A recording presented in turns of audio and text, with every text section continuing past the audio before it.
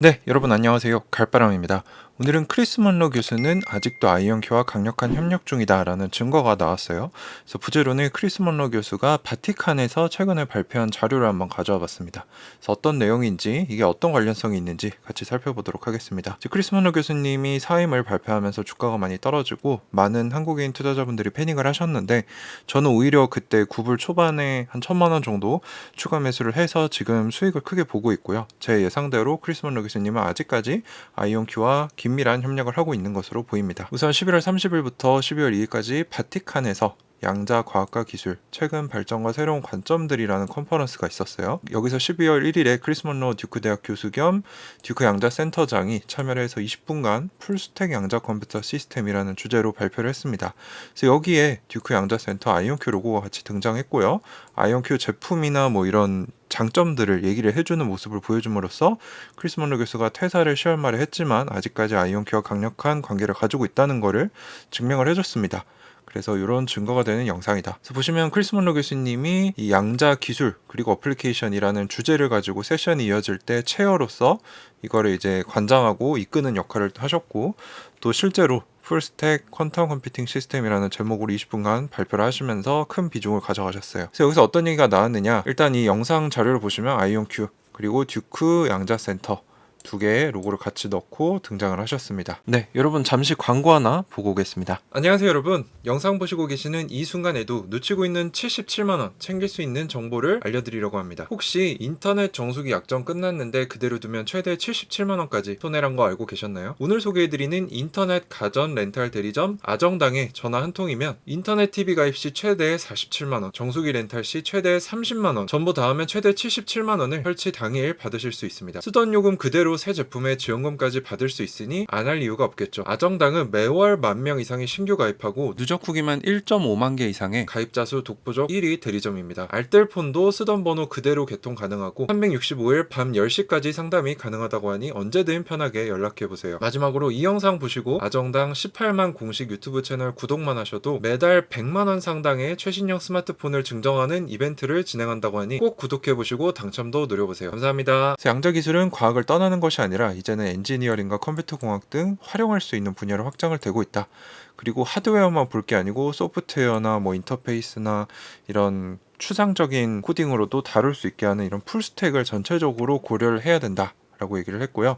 다음 보여드릴 그림에서 각 큐비트 구현 방식의 장단점을 설명하고 있습니다. 보시면 뭐 내추럴 큐비트, 자연에서 원자를 가져와서 쓰는 거, 신테릭 큐비트, 이건 인공적으로 만든 거.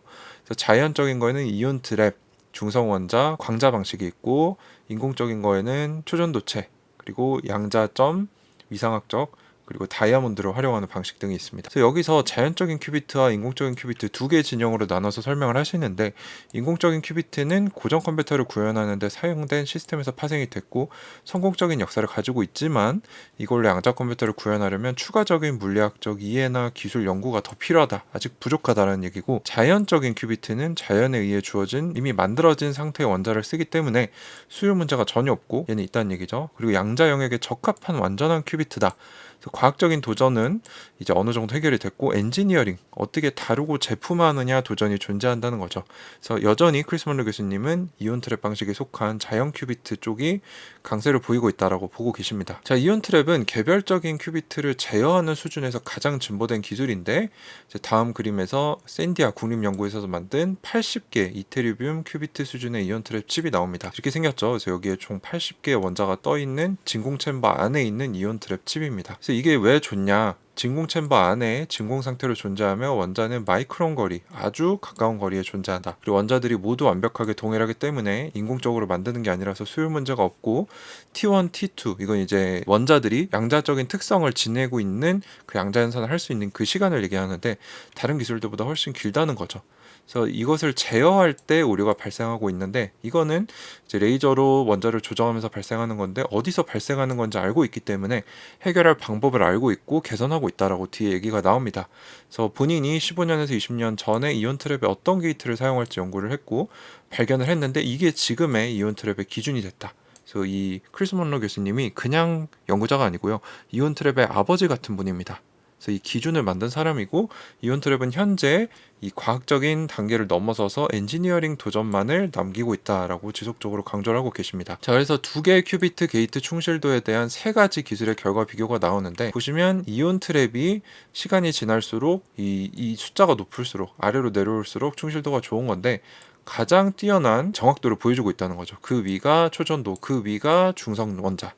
그래서 이온 트랩이 셋 중에 지금 정확도가 제일 뛰어나다라고 얘기하고 계시고 시간이 흐를수록 모두 좋아지고는 있는데 이온 트랩이 근본적으로 제일 좋다. 10의 마이너스 4승의 오류율까지 도달을 했고 그리고 확장성을 이제 넣을 필요가 있다.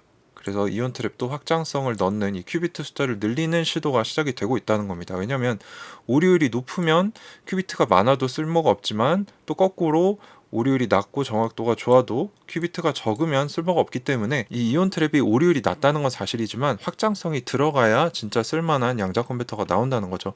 그래서 그걸 알고 있고 만들고 있다는 겁니다. 자, 그리고 2015년에 구축한 양자 컴퓨터, 여기 보이는 이 양자 컴퓨터이고요.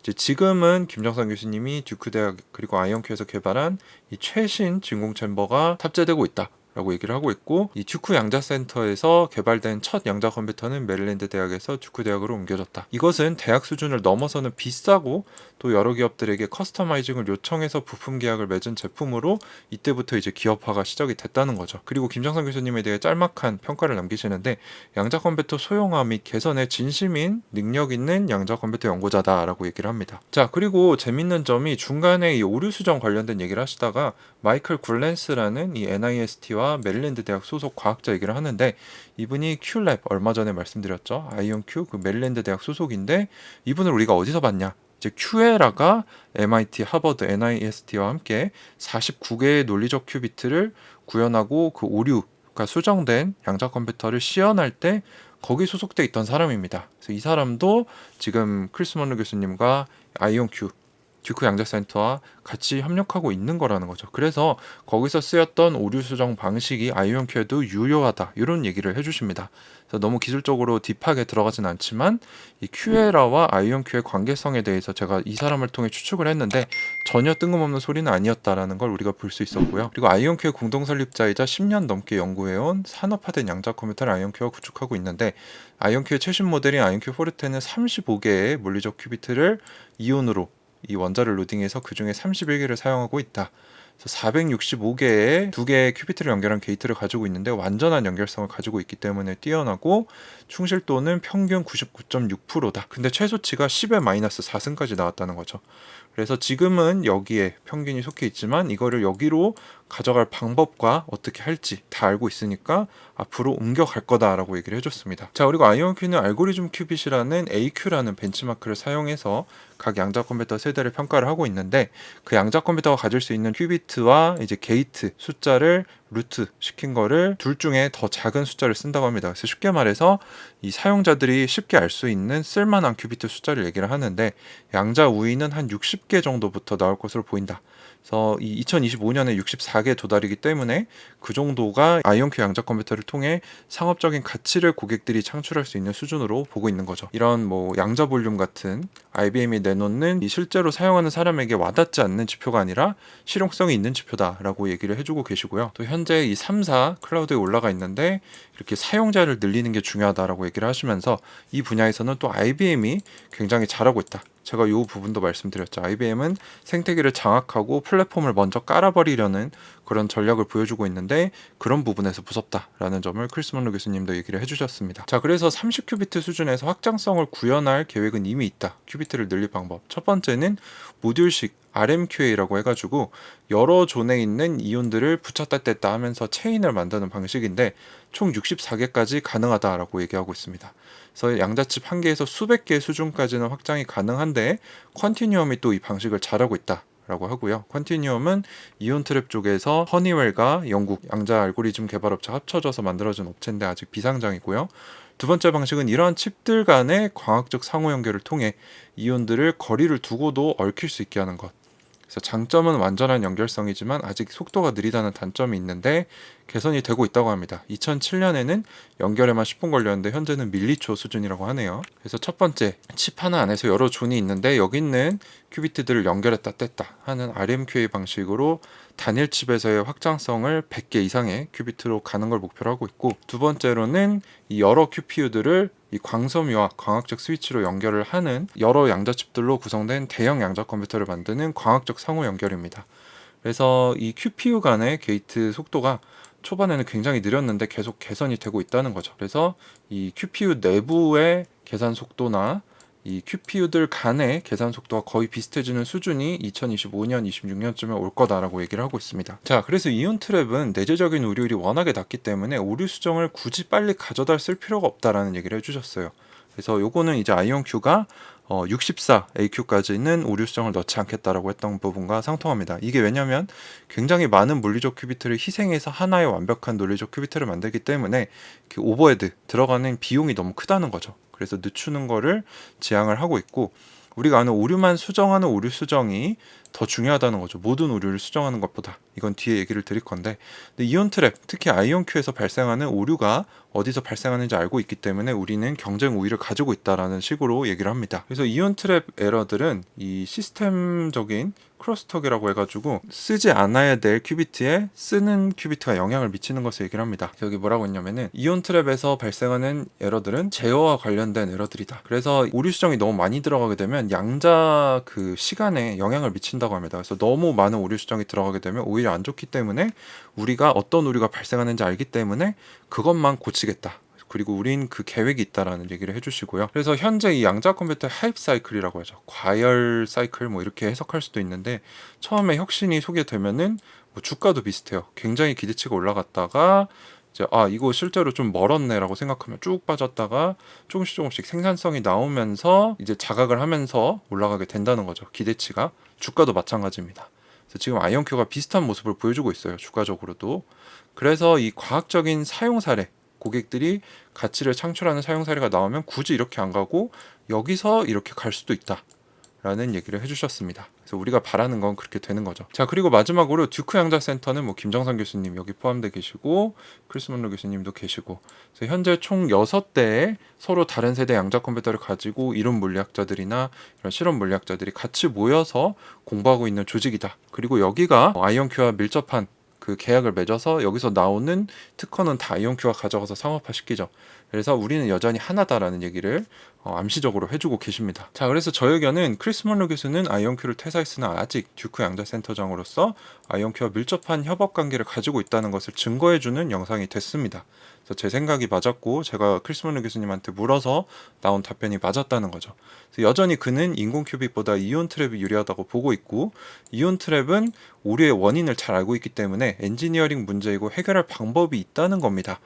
근데 이거는 초전도체나 다른 플랫폼과는 다른 경쟁 우위를 가지고 있다는 거죠.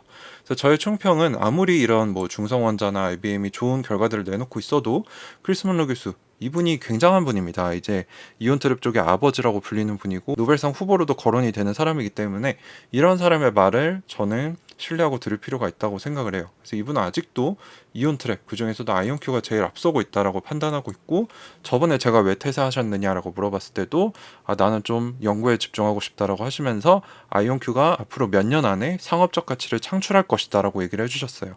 그래서 저는 이 아이온큐가 구체적인 목표가 있고 그걸 달성할, 개선할 방법을 가지고 있기 때문에 아직까지 1등이다. 그리고 무엇보다 양자적으로 매출을 낸 기업은 거의 1,000억을 냈죠. 아이온큐는. 그걸 낸 기업은 아이온큐밖에 없기 때문에 아직까지 제가 아이온큐에 투자하는 이유는 유효하다라고 보고 있습니다. 네, 그래서 오늘 크리스 먼로 교수님이 아직도 아이온큐와 강력하게 협업하고 있다라는 증거 가져왔고, 이분의 생각은 무엇인지 같이 살펴보면서 분석을 해봤습니다. 도움이 되셨다면 아직 구독 안 하신 분들 구독 한 번씩만 꼭 부탁드립니다. 네, 여러분들 2023년 고생 많으셨고 새해 복 많이 받으시고 24년에는 더 건강하시고 더 부자 되시는 한 해가 되시고요. 저도 그 분야에서 많이 도와드릴 수 있도록 최선을 다하겠습니다. 항상 감사드립니다. 가을바람이었습니다.